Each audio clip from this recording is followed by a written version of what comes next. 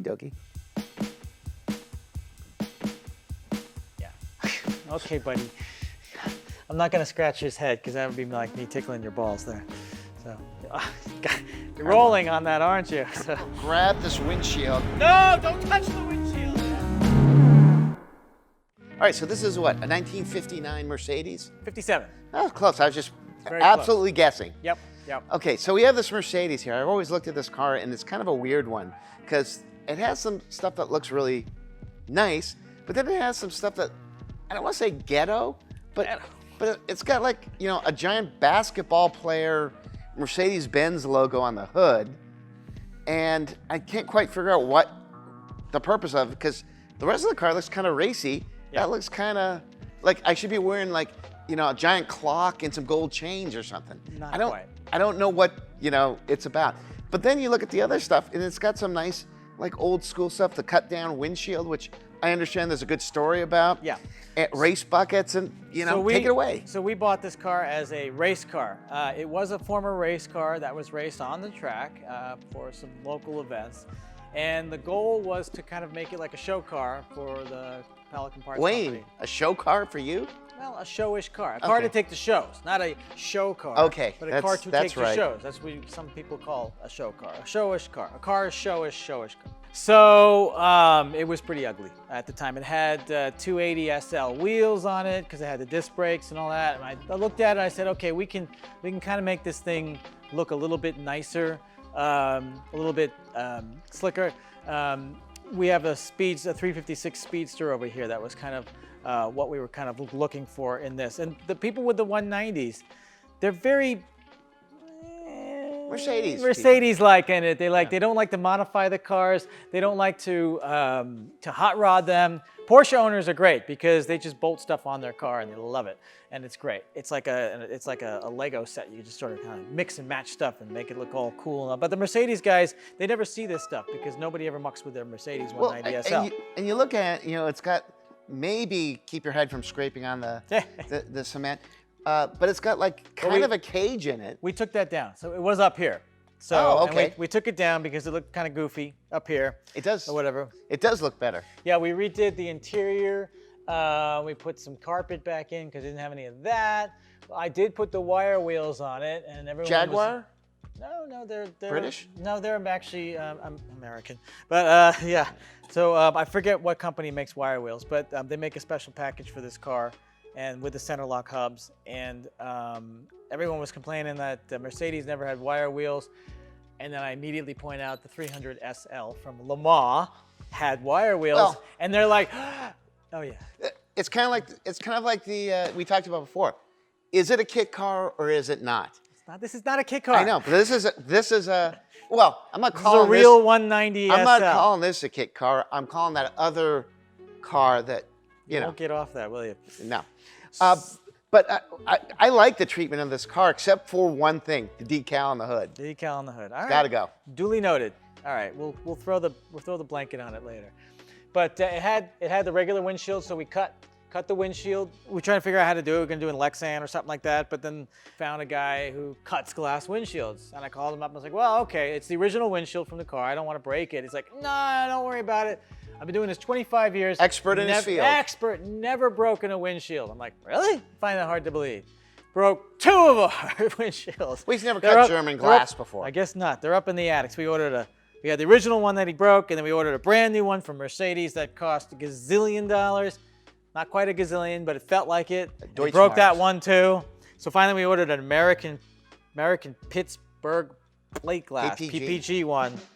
And that either was more careful with that one or the German one wasn't as... Well, who knows? So anyway, put in these posts from the 356 Speedster in place. It's a nice treatment. And it actually looks really, really great. So we had, you know, there was a little wobbly for a while. So my son and I designed a 3D printed part to go on the front here that holds the windshield. And we're eventually going to have that manufactured out of metal. But I've been saying that now for 10 years. So eventually might be never.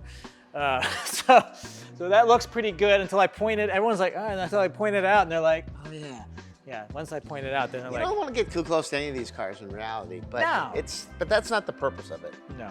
It's got a, you know, still, we didn't do any changes to the motor or anything like that. It's still got its race setup, and it's actually very, very clean for a former race car. Maybe it didn't get much service. We don't know. But this is another one that didn't come off the trailer, because all my cars that I buy don't come off the trailer. So this one had a clutch problem, so they had to roll it off. But it's got a little bit of an upgraded system here. We put new Webers on it, tuned it up, but the engine we kind of left alone. So, because it's been kind of reliable. So, for a car like this, it's relatively simple. It looks like it is relatively simple. So it broke down twice, but lame stuff like this fell off, I think, and then had to figure out why only 2 cylinders are working. And well, then that's 50% of your engine here in this case. Right. Then the ignition switch got stuck on, which is a very unusual thing. If you're not used to seeing that, and you're not used to hearing that, and you don't know what the problem. No, it doesn't grind. It's that the engine's running and the starter's running along with the engine, and it sounds terrible. And if you try to drive with it, the car does weird stuff and makes all this kind of noise. And you're like looking at the engine and you hear all this noise and you're like, what the heck's going on with this thing? And you're thinking, precision German engineering. Precision German engineering. Yeah, exactly. And it's just a little spring in the ignition switch that didn't spring the thing back, and it's running at the same time. And that's actually happened to me twice, and it's fooled me twice. Yeah, no, it's a neat This is car. actually like reasonable to work on. Like a lot of these cars are not anything that I would want to tamper with. Yeah. This I could get into. It looks pretty, 50s, 60s car engineering. It's straightforward. So, other than the tank, maybe the worst driving car in the room. So. Well, it's weird because it sits wrong for me. It's like I want to say the ass end is about 2 inches too low for the rest of the car. It looks like an old MG kind of dragging its ass. Well, I've only driven a few other 190s. It's not like I go around town asking people to drive their 190s. But in general, as I understand it from the 190 crowd, they were never great driving cars. So the 300 SL is supposedly the blue chip car. That's the best driving car, and everyone needs to have one in their collection. I don't have one, but that's the one. Give it some time. Yeah, but this is like the poor man's version. We leave this outside. We took it to Monterey. Got all my auction badge stuff here. We leave it parked outside. It doesn't have a parking brake, so every place we go, a little tire truck. Bring our parking lot brake. Parking brake. Remove right before flight, and you're good. Yeah.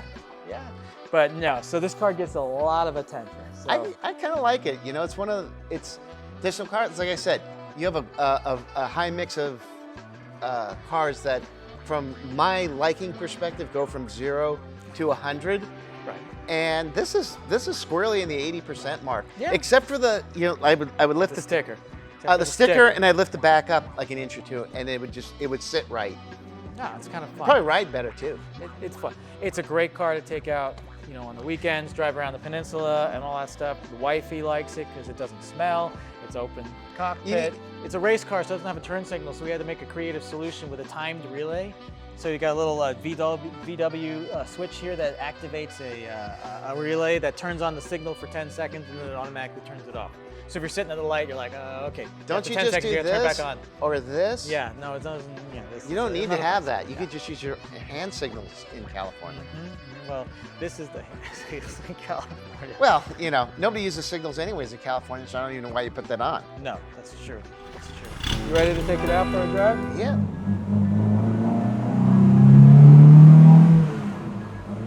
It's zippy. It's a little bit. It's got 100 horsepower.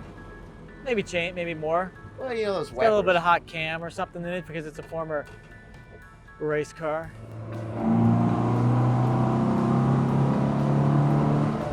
All right, so we know this is faster than a RAV4. Yeah, exactly. This would be totally perfect for tooling around. No, it's great. In Monterey, it was fantastic. Got a little bit of a traffic zone. Traffic thing going on here. Think gonna overheat on us? No. It didn't last. It's a good water-cooled car. Remember Pep Boys when they used to sell parts? Yeah. Naked Lady mud flaps and stuff. They would sell Naked Lady mud. That's what this car needs. It needs to make Naked Lady mud flaps. They would sell the Equus brand. That would be one of those like the Equus brand of Naked Lady mud flaps. Okay. Yeah. I don't know where. you know, and you know, in today's day and age, I'm not even sure if that's appropriate. Yeah, I don't know if you'd have to find those on You'd eBay. You'd have to get naked lady mud flaps, naked guy mud flaps. Naked unicorns. All right. You know, whatever so you want. they replaced the naked lady mud flaps with naked unicorn mud flaps. You know, given the state of the world today, Wayne, I think whatever makes you happy, you gotta go for it. Let's see if we can get by it. So it's got a kind of a high revving motor. What kind of size motor? 190? Yeah, I think so. It might have been actually punched out to a 2. Well, back in the day, one of the things I really appreciated about the strictness of German engineering is all the cars actually reflected the size of the motor. Like, In general. yeah, unless you had an Audi, because an A4 could have a V8, which really bothered me. Fiberglass and all. Now this car's aluminum, I've been told. Yes. I never knew that. I like that idea. That's probably why it's Survivor. It is pretty light and vibraty, yes.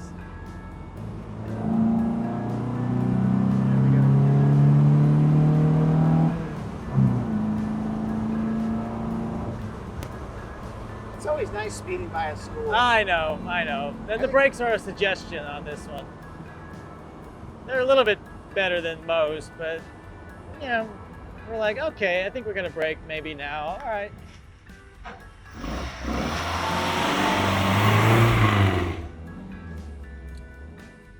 What do you think? I like You it. like it? Yeah. In some sense, it's probably more fun than the, you know, the Piranha. It's different. It's different. It's totally different. It's like more of a romantic chick flick movie than it is like a horror flick, like the Piranha would be. Yeah. Yeah, this is a lot more fun than I thought it was going to be. I thought it was going to be kind of wimpy and, you know, like just, you know, the sports car of the era. The thing had some, I think I want to drive this thing long distance or anything. No, I don't want to drive anything long distance except my BMW, but Yeah, you're getting soft. I am. That's why I trailer everything everywhere. That's smart.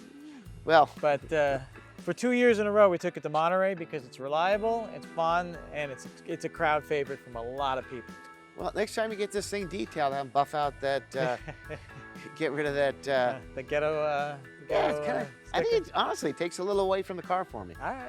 Okay. You know, I'm not a car snob, or am Sure. I? Or am I? You're you You're know, I don't want to. pseudo snob. Yeah, I just don't. I feel like you got to get some change or something on a big, you know, wrapper kind of like thing if we're gonna roll with that. All right. Maybe next time. I never thought I'll bring about it. it until today. Well, you know, that's what I'm here for, to help.